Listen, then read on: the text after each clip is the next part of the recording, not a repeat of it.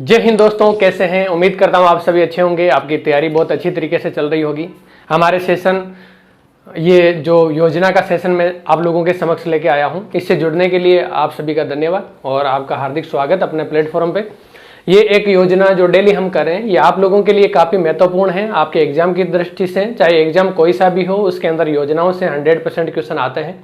और इसके अलावा मेरा मुख्य उद्देश्य ये है कि इन योजनाओं को दूरस्थ ग्रामीण क्षेत्रों के अंदर, उन समाज के अंदर जो व्यक्ति रह रहे हैं, जो किसान भाई बंधु जो हैं, उन तक इनको पहुंचाना है। और वो आपके माध्यम से हो सकता है। आप इन योजनाओं की जानकारी उन सभी तक पहुंचाएं। आप अपने एग्जाम की दृष्टि से आप खुद भी तैयार करें और उन सभी तक पहुंचाएं, उन सभी जरूरतमंद व्यक्तियों तक, किसानों तक, समाज के अंदर रहने वाले लोगों तक आप पहुंचाएं। उनको बताएं कि ये योजना है, इसके कारण से ये आपको लाभ मिल सकता है। तो मुझे बहुत ही खुशी होगी और आपका एग्जाम के अंदर भी आपका काफ़ी बेनिफिट होगा। तो दोस्तों, ये इससे आप सभी से जुड़ें हमारे सेशन से और सभी को आप बताएं, सभी तक लाइक और शेयर भी करें। आप इसको सेशन को सभी तक पहुंचाएं। तो चलिए दोस्तों, हम ज़्यादा समय व्यर्थ नहीं करते हुए इस योजना के बारे में पढ़ते हैं। आज हमारी योजना है राजस्थान कामधेनु बीमा योजना। ये 2023 के अंदर आई और ये राजस्थान सरकार के द्वारा ही पूर्णतः वित्त पोषित है। और इस योजना के बारे में हम डिटेल से चर्चा करते हैं कि इससे क्या क्या लाभ हैं, कौन कौन इससे पात्र हैं और इससे किस प्रकार से लाभ उठाया जा सकता है। तो दोस्तों, हम देखते हैं, ये विभाग है पशुपालन विभाग। पशुपालन विभाग के द्वारा ये योजना चलाई जा रही है राजस्थान के अंदर। और ये इसकी जो घोषणा है बजट 2023 के अंदर हुई है। बजट 2023-24 है, इसके अंदर इस योजना की क्या हुई है, घोषणा हुई है। इसके बाद में दोस्तों, इस योजना का लाभ लेने के लिए व्यक्ति को क्या करना पड़ेगा, ऑफलाइन आवेदन करना पड़ेगा। इसमें ऑनलाइन आवेदन की कोई भी प्रक्रिया इसमें लागू नहीं है। अब इसका आवेदन कैसे करना है, कैसे नहीं करना है, ये मैं आप लोगों को बताऊंगा। अभी हम पहले देखते हैं कि इसके अंदर जो लाभ है, ये क्या क्या लाभ इस योजना के अंदर हमारे को मिलेंगे या इस योजना के तहत सरकार के द्वारा दिए गए हैं। तो दोस्तों, इसके अंदर सबसे पहला हमारा जो लाभ है, सबसे बड़ा, कि जो दुधारू पशु है, यानी कि जो दूध देने वाले पशु हैं, उन पशुओं की इस समय, यानी कि आकस्मिक अगर उनकी मृत्यु हो जाती है, तो उन मृत्यु के पश्चात पशुपालकों को, यानी कि उनका पालन पोषण करने वाले जो किसान है, जो पशुपालक है, उनको प्रति पशु, यानी कि प्रत्येक पशु के ऊपर बीमा दिया जाएगा। यानी कि जो प्रत्येक पशु है जिसकी इस समय मृत्यु हो जाती है या आकस्मिक मृत्यु हो जाती है, तो उस पशुपालक को, उन किसान को इसका बीमा कवर है वो दिया जाएगा। दूसरा है दोस्तों, प्रत्येक परिवार हेतु, यानी कि एक जो परिवार है उस परिवार के लिए, प्रत्येक परिवार हेतु दो दुधारू गोवंशीय, यानी कि इसमें ध्यान रखना है कि ये जो योजना है ये ओनली फॉर गोवंश के लिए ही है, गायों के लिए ही है। जो पशुपालक या जो किसान जो गायें पालते हैं, जो गाय रखते हैं, उन्हीं के लिए ये योजना है। और प्रत्येक परिवार हेतु दो दुधारू गाय, यानी कि दो दुधारू गाय एक परिवार के लिए इस योजना के अंदर कवर है। और गोवंशीय पशुओं का कितना है, 40,000, यानी कि प्रत्येक परिवार के दो पशु का, और प्रत्येक पशु का 40,000 का जो इसमें बीमा है वो कवर यहाँ पर दिया जाएगा।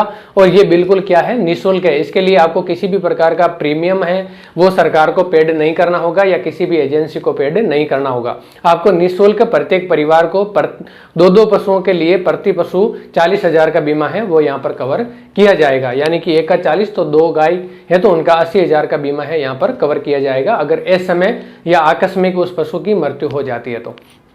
ये इस योजना के लाभ हैं। उसके बाद में ये पोषित, जो मैंने शुरू में ही बता दिया, राजस्थान सरकार के द्वारा ये पूर्णतः पोषित है और राजस्थान का पशुपालन विभाग है वो इस योजना को देख रहा है। इसके बाद में दोस्तों, पात्रता क्या होगी, यानी कि योजना के लाभ तो बता दिए। अभी इस योजना का लाभ है वो किनको मिल सकता है, इसकी पात्रता क्या है, इसकी योग्यता का क्या है, यानी कि कौन से क्राइटेरिया है, वो अगर किसान या पशुपालक के द्वारा फुलफिल किए जाते हैं तभी इस योजना का लाभ उनको मिल पाएगा। तो दोस्तों, यहाँ पर पहला जो हमारा योग्यता है या पात्रता है वो है कि ये जो किसान या पशुपालक हैं वो राजस्थान के स्थायी निवासी होने चाहिए।